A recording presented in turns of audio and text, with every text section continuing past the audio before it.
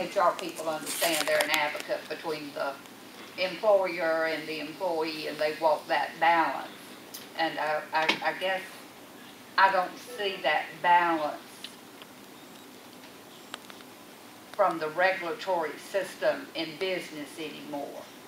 It's like business is the automatically assumed villain, whether it's from OSHA, from EPA, from the EEOC, or from whatever, you know, the agency is. It's like the employer is guilty until they can prove their innocence at whatever cost it takes them, but the employee has no burden before they begin to make claims.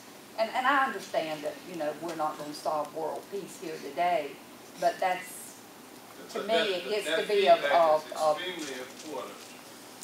It was that feedback, just like what you're giving, that resulted in the bills that were passed in the House in the last 3 or 4 weeks, reining in the regulatory processes of some of these agencies. Let me give you an example, very similar to what you are raising. When I came out of law school, I worked at the Emory Neighborhood Law Office doing legal aid work.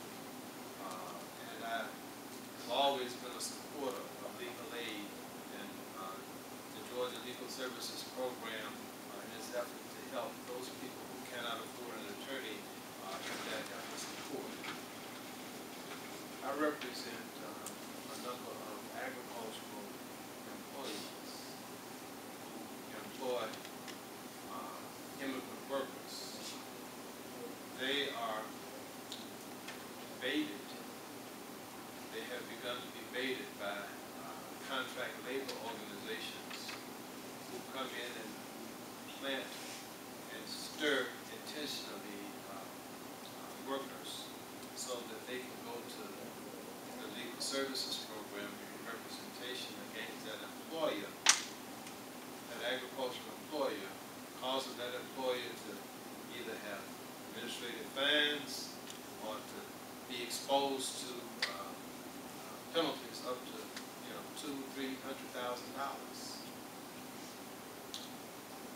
They raise the same question that you raised, and so as a result of that, there were efforts in Congress in the legal services program that Congress should not use taxpayer dollars to provide lawyers to people that are going to sue people like those agricultural producers who are being baited by these legal service programs. So then Congress has to decide, well, how far do we need to go? Do we need to restrict cases that they're able to handle, the types of cases, so that only cases where they can't get a private attorney to handle the case? Do we need to strip all the funds altogether and not have a legal service program? And so that puts that debate in motion and on the table, and give and the take and the back and forth of how much and how do we accomplish the goal of having everyone equally represented in a court of law versus having these people come in and abuse the system at taxpayers' expense. But it's the feedback.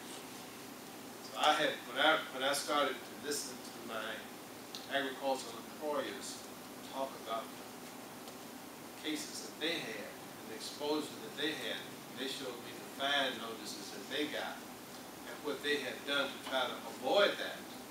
Some of them expended $300,000, $400,000, $500,000 to provide adequate conditions for their workers, housing, dormitories, food, medical, and all kinds of things that they did to try to make sure that they complied with all of the laws, but yet they're being called on the carpet and exposed to these heavy fines for frivolous allegations.